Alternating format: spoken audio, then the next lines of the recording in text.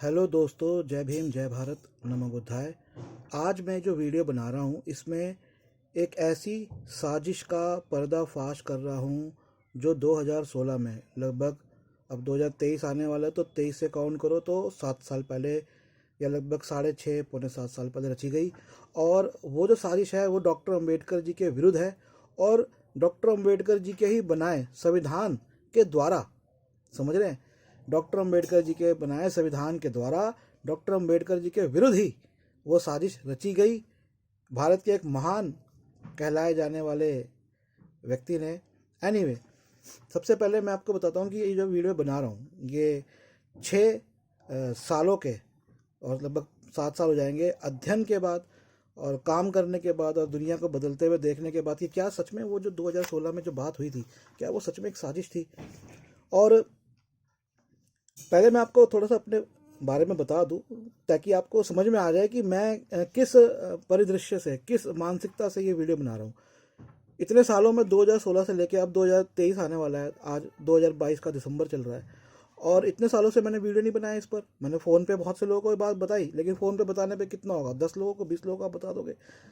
इतने सालों से ध्यान देने के बाद मैंने ये ज़रूरत समझी है कि मैं लोगों को ये बात बताऊं। मेरे लिए बहुत मेरा एक दायित्व बनता है। अब मेरे बारे में थोड़ा सब मैं आपको बता देता हूँ ताकि आप समझें कि मैं किस हृदय से और किस विवरण के साथ, क्योंकि इतने सालों का जो मेरा डॉक्टर अंबेडकर जी के मिशन से जुड़ाव रहा है और लोगों से संपर्क रहा है, उसके बाद मैं ये वीडियो बना रहा हूँ। तो सबसे पहले तो मैं आपको बताता हूँ, मेरा नाम निखिल सबलानिया, इंग्लिश में स्पेलिंग है NIKHIL SABLANIA। ये मैं इसलिए बताता हूँ क्योंकि बहुत से लोग मुझसे कांटेक्ट करते हैं जो जानना चाहते हैं मेरे बारे में। तो आप मेरे नाम को गूगल करेंगे तो आपको पता लग जाएगा। मैं एक प्रोफेशनल फिल्म मेकर हूँ, फिल्म प्रोड्यूसर, डायरेक्टर, राइटर हूँ। साथ में 2009 से डॉक्टर अंबेडकर जी के विचारों को प्रचार प्रसार करना ऑनलाइन माध्यम से मैंने शुरू किया, जो अभी भी जारी है।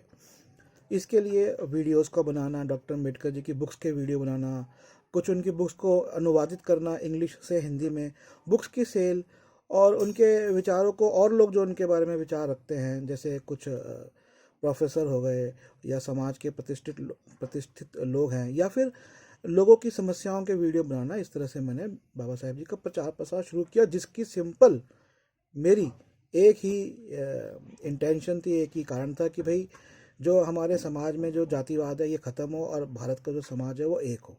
ये ही इंटेंशन से मैंने काम शुरू किया, क्योंकि जातिवाद का सामना सबको करना पड़ता है, मुझे भी करना पड़ता है। आप किसी भी जाति से हो, किसी भी वर्ग विशेष से हो, भारत में जाति एक ऐसा अभिशाप है जो कि ये भारत का पीछा नहीं छोड़ता, भारत के समाज का पीछा नहीं छोड़ता। आप किसी भी धर्म के लोग हो, वहाँ भी जाति है। तो ये एक इंटेंशन से एक अच्छा काम, क्योंकि डॉक्टर अंबेडकर जी ही इसके, हम कहेंगे, दूत हैं।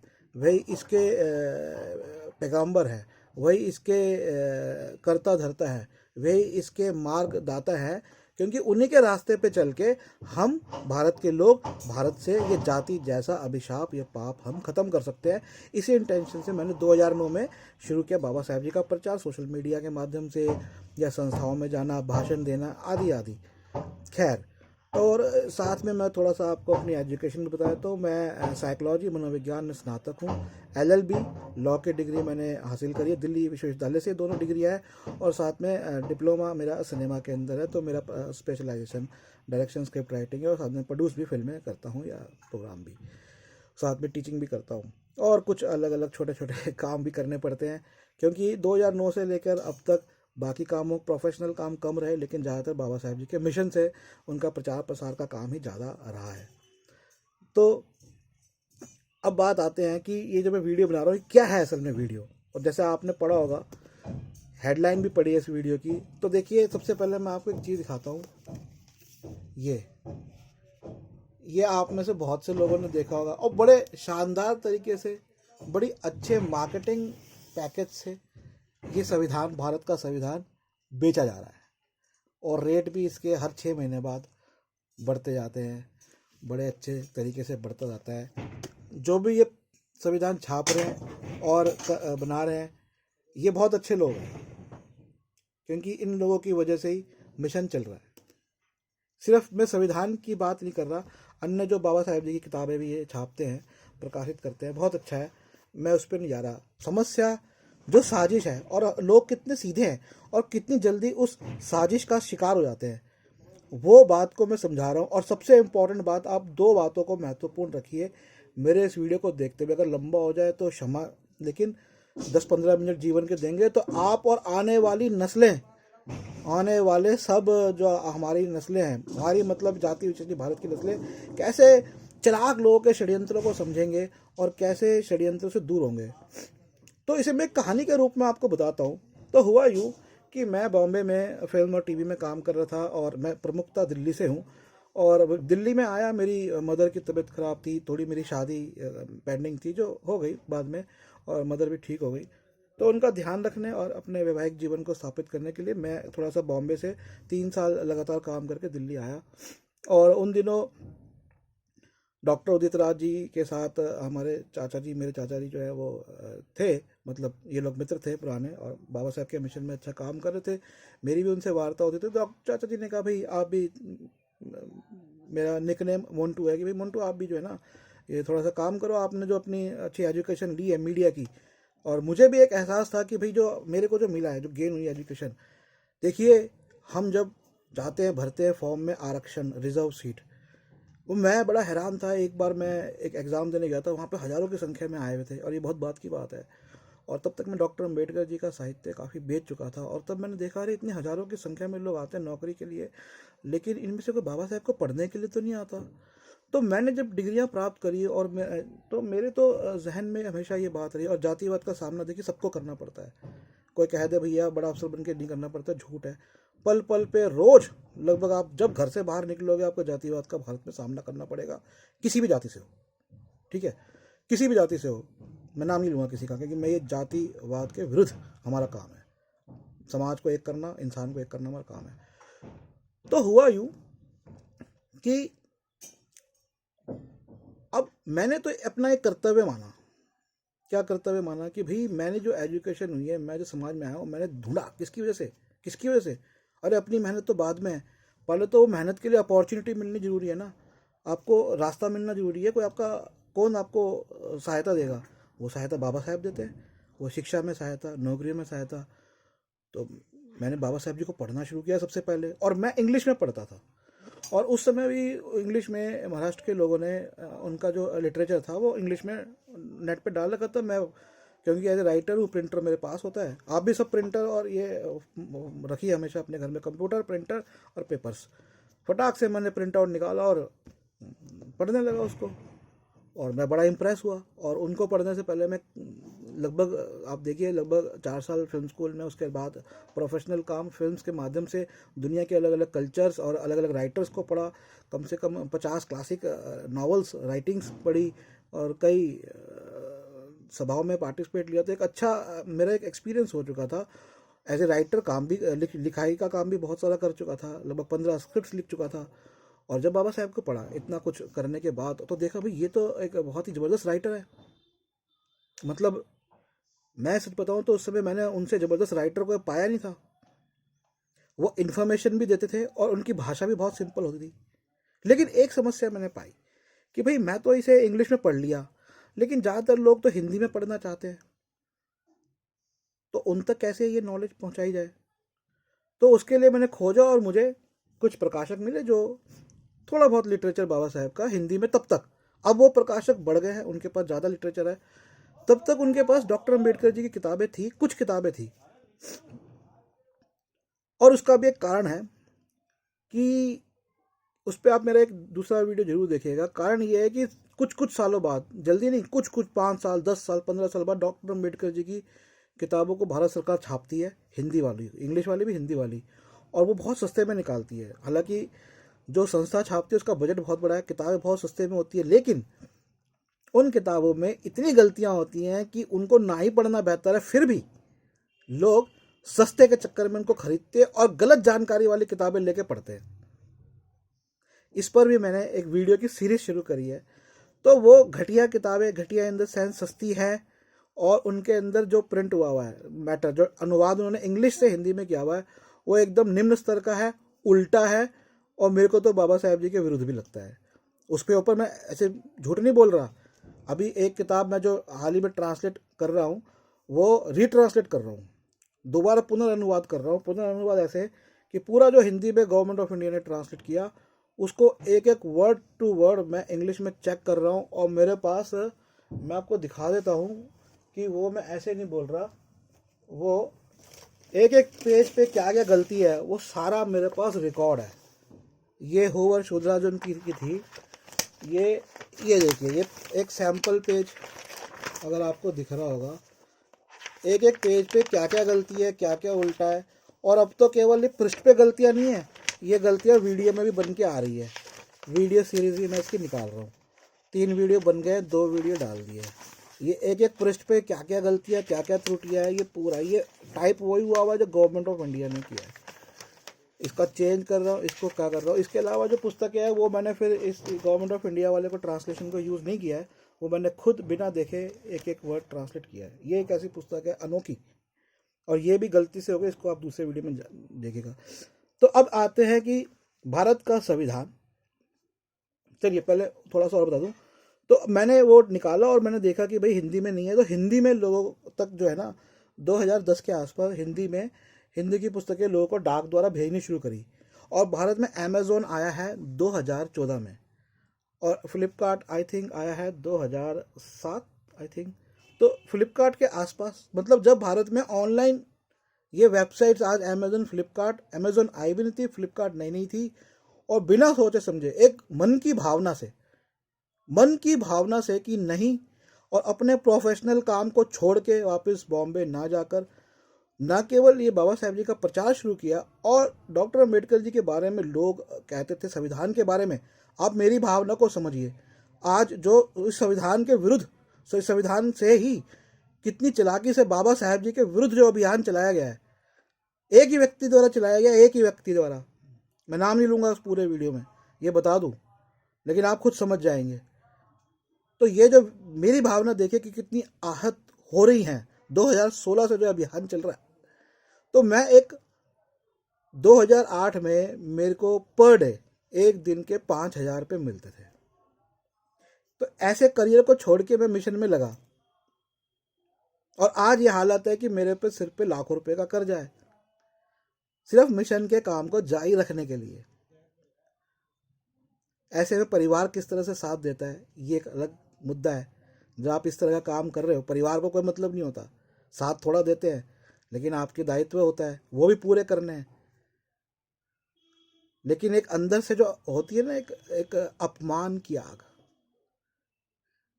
जगह जगह ऊंचे लेवल पे जाओगे ज़्यादा अपमानित होंगे। किस तरह से आपको साइड कर दिया जाता है, जातिवाद के अपमान की आग, बाबा साहेब के अपमान की आग। मेरे भी मन में बाबा साहेब के संविधान के बारे में कोई बुरा बोलता था तो एक अंदर मेरे को भी ठेस पहुंचती थी, और उसलिए मैंने 2011 में लॉ में एडमिशन लेके दिल्ली विश्वविद्यालय से पूरा लॉ किया, संविधान कैसे बना, क्या बना, कॉन्स्टिट्यूशनल कानून पूरा जाना। उस लेवल तक जाने के बाद भी मैं कह रहा हूँ कि संविधान को इस्तेमाल किया जा रहा है बाबा साहेब जी के विरुद्ध। कैसे, समझिए। अब आते हैं कि जो मैं आपको कहानी बता रहा था उस कहानी पे। अब आप समझ गए होंगे कि मेरी जो कहानी है ये, इसमें कितना कारण है, क्या दुख है, क्या कारण है, क्या राग है। तो 2016 के अंदर संसद भवन में हर साल बाबा साहेब जी की जयंती पर कार्यक्रम होता है, जो दोपहर के 1 बजे तक चलता है। ये भी मेरे को इसमें समस्या है कि ये 1 बजे तक क्यों चलता है। इसको कम से कम एक रात तक, अगले दिन की रात तक, सुबह तक चलाने का कार्यक्रम बनाना चाहिए। खाली सुबह सुबह का होता है, कुछ संस्थाएं होती हैं, उनके लोग आते हैं। तो हर साल यहाँ पर डॉक्टर अम्बेडकर जी के साहित्य की बिक्री भी होती है। तो 2016 तक मुझे लगभग 6 साल हो गए थे उनके साहित्य को पूरे भारत में भेजते हुए। तब से, जब से कोई ये चीज़ शुरू भी नहीं हुई थी, ज़्यादा कंपनीज भी ऑनलाइन सेल की आई नहीं थी, अमेज़ॉन तो आई नहीं थी, फ्लिपकार्ट नई शुरू हुई थी, स्नैपडील थी एक पुरानी कंपनी, लेकिन लिटरेचर कहीं बिकता नहीं था, कहीं नहीं होता था बाबा साहब जी का लिटरेचर। कुछ एक किताबें मिल जाती होंगी, लेकिन नहीं, मेरे हिसाब से उस समय नहीं थी। तो 2016 तक एक अच्छा अनुभव था, बहुत अच्छा। 2016 तक क्या होता था, लोग फ़ोन करते थे, मैं प्रचार करता था किताबों का, लोग फ़ोन करते थे, हमें बाबा साहेब जी की किताब चाहिए, एक भी व्यक्ति या 10 में से कोई एक या 10 में से आधा व्यक्ति मान लो, मतलब 0.1% कोई व्यक्ति होगा जो कहता होगा हाँ हमें संविधान पढ़ना है। इस बात पे ध्यान दीजिए। उस घटना के बाद 2016 तक कोई एक व्यक्ति बोलता होगा, बल्कि 100 में से एक व्यक्ति बोलता होगा कि हमें संविधान चाहिए। और जिस तरह से मैं लोगों को बीच लेके आता बाबा साहेब जी की पुस्तकें और लोगों को प्रेरित करता था कि बाबा साहेब जी की पुस्तकें पढ़ो, तो लोग कहते थे हाँ हमें तो बाबा साहेब जी की पुस्तक पढ़नी है, बाबा साहेब जी की पुस्तकें पढ़नी है। और ये इंपॉर्टेंट था क्योंकि मैंने इतने जीवन के अनुभव और शिक्षा के बाद उनको पढ़ा और ये ज़रूरत समझी कि लोग पढ़े। और बाबा साहेब जी की ज़्यादातर पुस्तकें उनके अंतिम वर्षों की लिखी गई हैं। उन्होंने अखबार चलाए, 4 अखबार चलाए, लेख लिखे, लेकिन जो मेन पुस्तक है ना वो उनके अंतिम वर्षों में लिखी गई है। और वही पुस्तकें ज़्यादातर प्रकाशित कर रहे थे, क्योंकि जो उन्होंने अंतिम वर्ष में लिखा है वो सारा निचोड़ निकाल के लिखा, और वो चाहते थे कि आने वाली पीढ़ी तक उनकी पुस्तकें जाएँ, उनके विचार जाएँ। वो आने वाली पीढ़ी के लिए लिख रहे थे, वो हमारे लिए लिख रहे थे, आज के लिए लिख रहे थे, आपके लिए लिख रहे थे, आपके और आने वाले उनके लिए लिख रहे थे। तो अब हुआ यूं कि 2016 में एक पत्रकार जाते हैं संसद भवन पे डॉक्टर अंबेडकर जी की जयंती पर, और उन्होंने देखा कि अरे भैया इनका तो बहुत अच्छा लिटरेचर बिक रहा है, बाबा साहेब जी का लोग पढ़ रहे हैं। अब पढ़ेंगे तो क्या होगा, तो दिमाग में बातें जाएंगी, समझ में आएगी, और वो समझ को पैदा नहीं होने देना। वो जो क्लास स्ट्रक्चर है उसको बनाए रखना है। वर्ग व्यवस्था, जिसे वर्ण व्यवस्था बोलते हैं, मतलब वर्ग व्यवस्था है, वो बनाए रखनी है। लोगों को समझदार नहीं बनने देना। क्या करें, बोल नहीं सकते बाबा साहेब के विरुद्ध, बाबा साहेब जी की लेखनी के विरुद्ध नहीं बोल सकते। और कहावत है ना, सांप भी मर जाए और लाठी भी ना टूटे। एक विचार है कि भैया जब किसी का घर तोड़वाना हो तो उसकी गृहिणी को ही उसके विरुद्ध कर दो। जब सबसे अपनाई विरुद्ध हो जाएगा, उसके बच्चों को उसके विरुद्ध कर दो, तो घर तो बचेगा ही नहीं। तो बाबा साहेब जी की जो सबसे प्रमुख प्रतिष्ठा है क्या है, ये भारत का संविधान जिसे लोग मानते हैं। और उनकी जो पहचान है वो क्या है, कौन है, किससे पूछे डॉक्टर अंबेडकर जी कौन थे, ज़्यादा कोई नहीं जानता। ये हाँ उन्होंने संविधान लिखा था, इतना जानते हैं। हाँ उन्होंने भारत का संविधान लिखा था, तो वो संविधान उनकी पहचान है। तो ये संविधान को उनके विरुद्ध कर दो। अब जब इतना सारा जो लिटरेचर बाबा साहेब जी का है, अलग अलग पुस्तकें हैं, कांग्रेस और गांधी ने अछूतों के लिए क्या किया, मैं हिंदी में नाम बता रहा हूँ, इंग्लिश के अंदर थी ज़्यादातर किताबें, या मराठी में कुछ लेख थे। कांग्रेस और गांधी ने अछूतों के लिए क्या किया, शूद्र कौन थे, अछूत कौन और कैसे, पाकिस्तान अथवा भारत का विभाजन, भारत में क्रांति और प्रतिक्रांति, हिंदू धर्म की पहेली, हिंदू धर्म का दर्शन, बुद्ध और उनका धम्म, अंतिम पुस्तक। और मेरे जन्मदिन वाले दिन 24 अक्टूबर को उन्होंने या तो शुरू करी थी, शायद लिखनी है, हाँ, बुद्ध और उनका धम्म। और फिर उनके लेखों पे पुस्तकें हैं, भारत में जातियाँ, अछूत और ईसाई धर्म। ये तो मैंने ट्रांसलेट किया था। ये जो अछूत और ईसाई धर्म उनका लेख था, ये भारत सरकार ने पहले हिंदी में ट्रांसलेट भी नहीं किया था, और पता नहीं क्यों नहीं किया था, बहुत इंपॉर्टेंट था, मैंने ट्रांसलेट किया। तो ऐसे कई किताबें थी, हैं वहाँ, वो पढ़ रहे थे लोग किताबें। पहले शुरुआत में 10 किताबें थी, फिर 15 हुई तो 15 लोग लेके खरीद के पढ़ते थे, 20 हुई तो 20 लेके खरीद के पढ़ रहे थे, 25 हुई, 30 हुई, यह आंकड़ा 38 तक पहुंच चुका है अब तक। 38-40 किताबें वो लेके लोग खरीद के पढ़ रहे थे उस समय, जितनी भी प्रकाशित थी। उसमें हम संविधान भी दे देते थे, कि संविधान भी मानते हुए बाबा साहेब का लिखा हुआ देते थे। अब आते संविधान के ऊपर, और इस बात को समझिए, संविधान क्या है। संविधान एक मैनुअल है देश को चलाने का। भारत में जो संविधान लिखा गया बाबा साहेब जी द्वारा, जो कमेटी के मेंबर थे, वह सबके डिस्कशन से लिखा गया। संविधान की एक अपनी भाषा है जो आम जनमानस की समझ में नहीं आती है, नंबर 1। नंबर 2, जो संविधान लिखा गया उसको 105 बार अमेंड, संशोधित कर दिया गया, उसमें बदलाव आ चुके हैं। वो देश में समय काल परिस्थिति के हिसाब से जो भी बदलाव होते हैं, संविधान में ही उसको बदलने की प्रावधान है, और संविधान में बदला जाता है। और संविधान ऐसे नहीं बदला जाता, उसकी एक सांसदीय प्रणाली है, एक सांसदीय सिस्टम है, मैकेनिज्म है, उसके द्वारा ही वो बदला जाता है, और उसमें लोगों के विचार विमर्श के बाद। इतना आसान नहीं होता, कई बार सरकार अगर बदल भी दे तो लोगों के रोष के बाद उसे वो बदलाव चेंज करने पड़ते हैं। तो संविधान बदलना इतना आसान नहीं होता, फिर भी संविधान 105 बार बदला गया है। तो संविधान को इम्पोर्टेंस क्या है? संविधान में जो दलित शोषित वर्गों के लिए जो अनुच्छेद है वो 2-3 अनुच्छेदों के अंदर है, वो लिखे हुए हैं, वो लिखे रहेंगे जब तक चलता रहेगा संविधान, जब तक वो सिस्टम चलता रहेगा, जब तक जो है वो रहेंगे।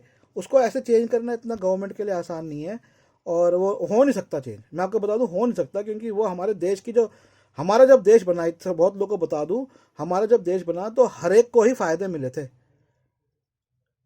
उनमें मैं नहीं जा रहा। तो उसमें वो फायदे उनकी परिस्थिति के हिसाब से देखते हुए, उनको फायदे क्या मिलने चाहिए, नुकसान क्या मिलना चाहिए, वो सब उस समय डिसाइड था। वो हो गया, वो देश बन गया। वो देश ऐसे बदला नहीं जाता, उसको बदलने का मतलब है वो छोड़िए आप। अब बात यह है कि मैंने तो लॉ करी है, लॉ में स्पेशल कॉन्स्टिट्यूशन लॉ होता है जिनको पढ़ाया जाता है कॉन्स्टिट्यूशन लॉ कैसे बनते हैं, क्या है क्या नहीं है। अब अनुच्छेद लिखे हुए हैं इसमें, जो अनुच्छेद स्थिर है, मेरे कहने का मतलब है कि सांसदीय प्रणाली के हिसाब से बदले जाते हैं, इतने कोई इनको चेंज करना इतना कोई आसान नहीं है। तो उसकी कोई टेंशन नहीं है, आपको कोई टेंशन नहीं लेनी। दूसरा ये, इसकी भाषा जटिल होती है, ऐसे समझ नहीं आती। पढ़ना है तो पढ़िए, नहीं पढ़ना मत पढ़िए, कोई फर्क नहीं पड़ता, ठीक है। सबसे इंपॉर्टेंट बात यह है कि संविधान के अंदर वो नहीं है जो बाबा साहेब जी ने लिखा था, वो उनकी पुस्तकों में है। उनकी अगर राजनीतिक उनका ज्ञान लेना है तो कांग्रेस और गांधी ने अछूतों को लिए क्या किया ये पढ़िए। वो पाकिस्तान बनने के विरोधी थे, ये पढ़ना है तो ये पढ़िए। पाकिस्तान अथवा भारत का विभाजन, पाकिस्तान पार्टीशन ऑफ इंडिया, उन्होंने शेड्यूल कास्ट के लिए जो लिखा, कैसे वो बने, कैसे बुद्धिस्ट से वो अछूत बने, तो पढ़िए अछूतों कौन और कैसे, who were untouchables and how they become untouchables. अगर उन्होंने शूद्र वर्ण के लिए लिखा कि शूद्र कौन थे, कैसे बने, क्षत्रियों से शूद्र कैसे बने, तो पढ़िए who were the Shudra how they become the fourth caste, Shudra कौन थे। इसका मैं भी बहुत बढ़िया ट्रांसलेशन कर रहा हूँ। ईसाई धर्म में जब कन्वर्जन हुआ तो क्या परिस्थितियां थी और उसका क्या इम्पैक्ट पड़ा, तो पढ़िए अछूत और ईसाई धर्म। भारत में जाति प्रथा क्यों है, तो पढ़िए भारत में जातियां। हिंदू धर्म में किस तरह से घालमेल करके जातिवाद को जो नहीं था उसको घुसाया गया है, तो पढ़िए आप हिंदू धर्म का दर्शन पढ़िए, भारत में क्रांति प्रतिक्रांति पढ़िए, हिंदू धर्म की रिडल पढ़िए।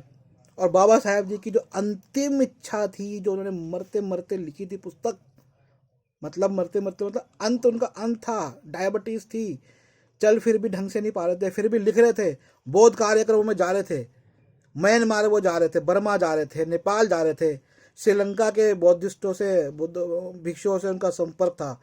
और 1935 में डिक्लेयर किया था कि मैं हिंदू धर्म छोड़ूंगा, और 1956 में उन्होंने बौद्ध धर्म अपनाया। और वो जो उन्होंने मरते मरते, मैं कहूँगा हमारे लिए जो पुस्तक लिखी, आने वाली पीढ़ी, वो पुस्तक है बुद्ध और उनका Dhamma, the Buddha and his Dhamma, Buddha and his धम्म।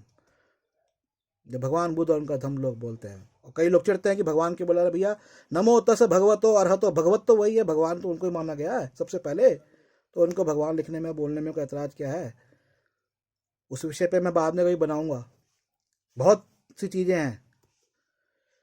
तो ये पुस्तकें हैं बाबा साहेब का विचार, संविधान में विचार नहीं है। संविधान तो एक संगोष्ठी, संविधान सभा बैठी और जो देश चलाना उस हिसाब से अच्छा अच्छा निर्णय किया गया, भले के लिए लिखा गया। It is a manual. जैसे आपके घर में टीवी आता है, एक मैनुअल होता है ना, रिमोट ऐसे कंट्रोल करो, वो मैनुअल है, ये देश को ऐसे चलाओ। और खाली इसमें जो लिखा हुआ है ऐसे नहीं हो जाता, इसमें बदलाव जैसे मैंने बताया एक सांसदीय प्रणाली द्वारा वो होता है, और जो लिखा हुआ है वो लिखकर ही आगे कानून बनाए जाते हैं। कोई कानून इसके विरुद्ध नहीं बन सकता। इसे कहते हैं ग्रज नॉर्म, लॉ की भाषा में। What is a grudge norm? Grudge norm is the last evidence of the law in your country, कि आपके देश में जो कानून बनेंगे उसका आखिरी एक पैमाना क्या है, उसका एविडेंस क्या है, तो हम कहते हैं भैया हम उसके हिसाब से बनाएंगे, वो है संविधान। और संविधान में अगर बदलाव करना है, ये संविधान की बहुत प्रॉब्लम है किसी अनुच्छेद की, तो उसका भी एक ग्रज नॉर्म है, उसका भी एक आखिरी पैमाना है, संविधान सभा के भाषण। वो 4 वॉल्यूम में गवर्नमेंट कभी कभी निकालती है, वो उसको छोड़िए, वो आप उसमें मत जाइए इतना।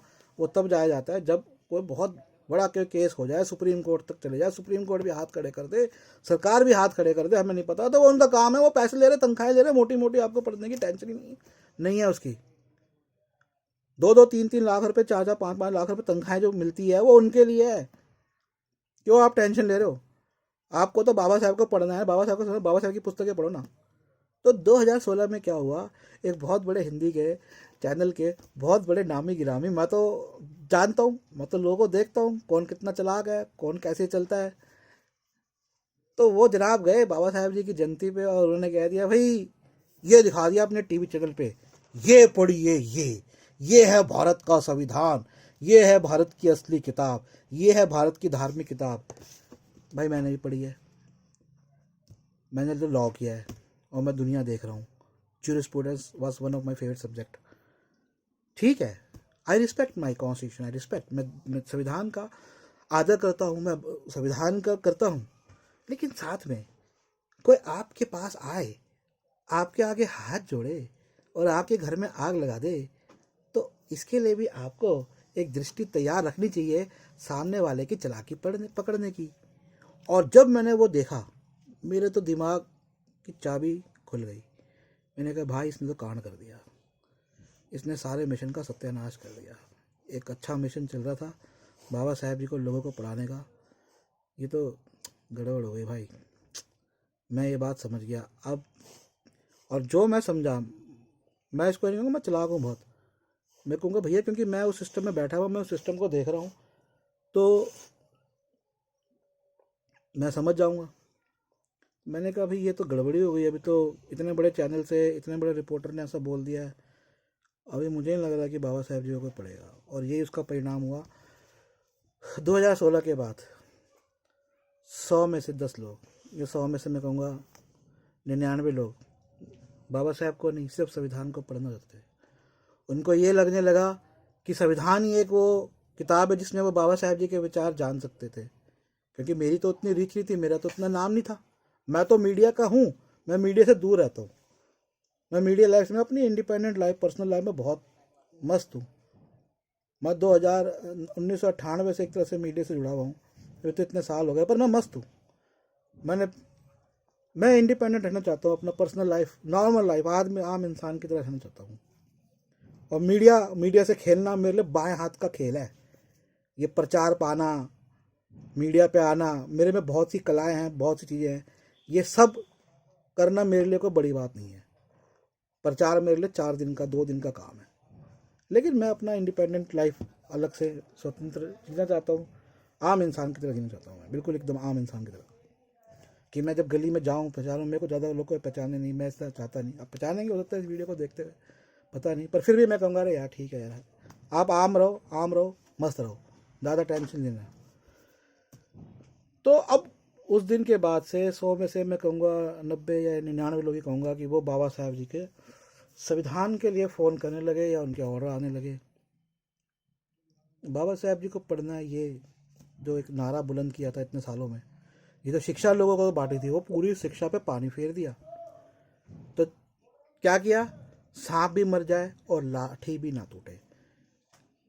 कहेंगे ना कि, या कहते हैं ना कि आपने उसको उसी के हथियार से मार दिया, आपने उसके घर में उसी के गृहिणी या उसी के बच्चों द्वारा आग लगा दी।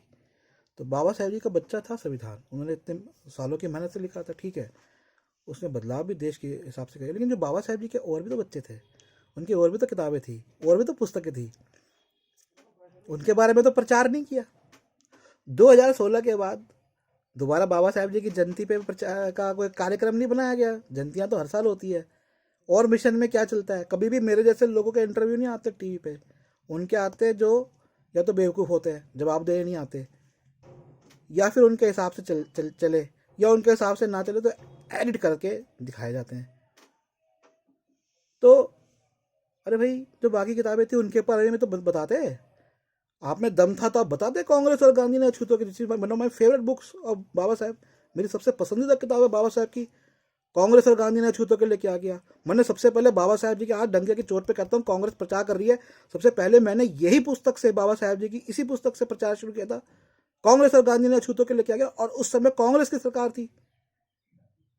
और सबसे बड़ी बात यह, जब बाबा साहब ने लिखी, उसके लिखने के बाद भी कांग्रेस में बाबा साहब की प्रतिष्ठा बनी रही और बड़ी। वो लिखने के बाद बाबा साहब संविधान सभा के, तब भी उन्होंने शायद संविधान सभा के जो संविधान लिखते हुए उन्होंने किताब प्रकाशित करी थी, जहाँ तक मुझे ध्यान है, या थोड़ा उससे पहले करी थी। फिर भी कांग्रेस बाबा साहेब जी के साथ रही, बाबा साहेब कांग्रेस के साथ भी रहे, पार्टी में नहीं थे उनके, वैचारिक रूप से जो देश के लिए भला था उस वैचारिक रूप से रहे।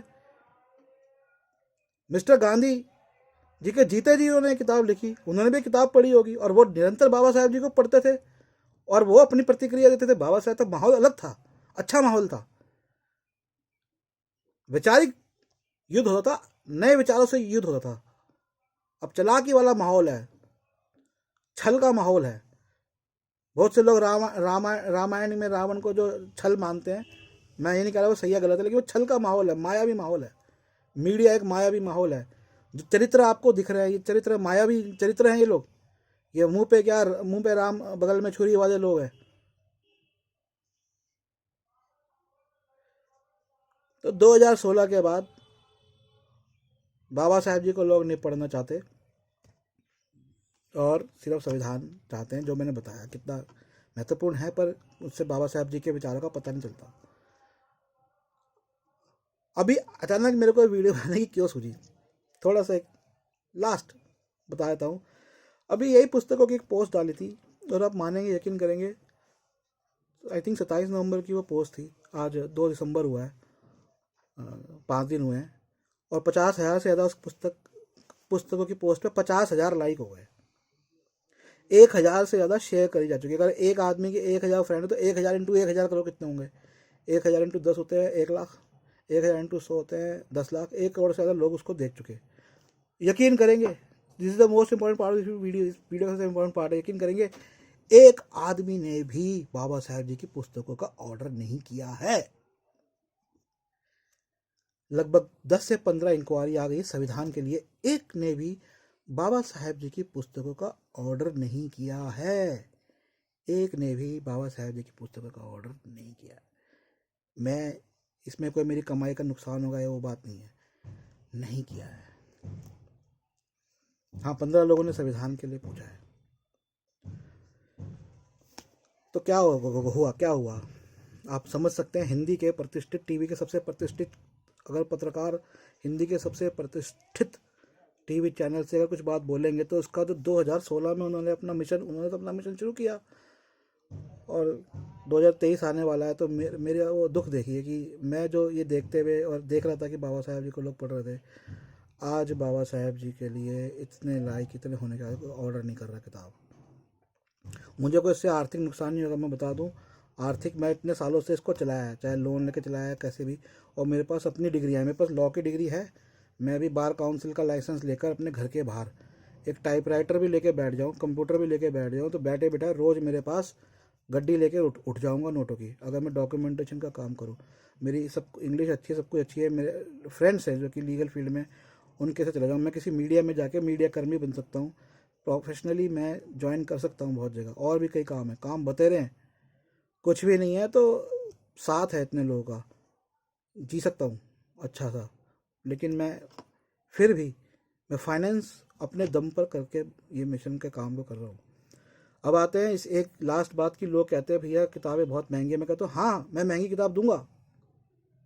आप जूता लेने जाओ, 10 से 15 हज़ार का जूता आ रहा है जो आपका 1-2 साल में घिस जाएगा। अब कपड़ा लेने जाओ, 5-5 हज़ार का आप एक कपड़ा खरीदो, 5,000, 10,000, 20,000 बाबा साहेब जी की किताबों पे आप खर्च नहीं कर सकते। आप उसमें दान समझिए बाकी शेष राशि को, अगर वो किताबों से ऊपर राशि दान समझिए मिशन के अंदर। इतना सा दिल बड़ा नहीं है आप लोगों का। बाबा साहेब का तो कितना बड़ा दिल था कि उनके घर के अंदर व्यक्तिगत तौर पे सबसे बड़ा पुस्तकालय था, सबसे ज़्यादा पुस्तकें थी दुनिया में। इतनी पुस्तकें उस टाइम पे किसी के पास व्यक्तिगत तौर पे नहीं थी जितनी बाबा साहेब जी के ऊपर थी। उधार ले लेके, वो उधार पे पुस्तकें ले लेके रखते थे, बाद में देते थे। और आप में इतना दम नहीं है, एक उन्हीं की पुस्तक है, जबकि नौकरी में जाओ तो हज़ारों लोग जो है ना वो आए होते हैं, हर नौकरी के आवेदन में लाखों लाखों आवेदन आते हैं। मैं आपको बता रहा हूँ, अब सफल तब तक नहीं होंगे सामाजिक रूप में जब तक आप बाबा साहब को नहीं पढ़ेंगे।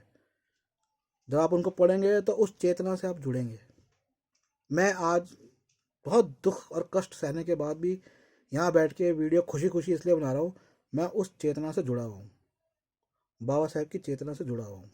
तो दम मिलेगा वहाँ से, समाज बढ़ेगा वहाँ से, आपका परिवार भी सही रहेगा जब तक आप अपने आप को उस चेतना से नहीं जोड़ेंगे। उसको पढ़िए, उसमें जो उन्होंने लिखा है उसको पढ़िए, समझ बढ़ेगी आपकी। भारत के लोग नहीं पढ़ते, ये दुख की बात है। खाली ये नहीं कि जो मैं अनुयायी हैं बाबा साहेब के, सबको कह रहा हूँ, और भारत के सभी लोगों को कह रहा हूँ कि आप बाबा साहेब को तो पढ़ते हैं, और भी अच्छे लेखकों को पढ़िए, पढ़ते नहीं हैं लोग, ये बहुत बड़ी प्रॉब्लम है। तो आपको मेरी बात समझ में आ गई होगी अंततः। मैं ज़्यादा कुछ नहीं कहूँगा,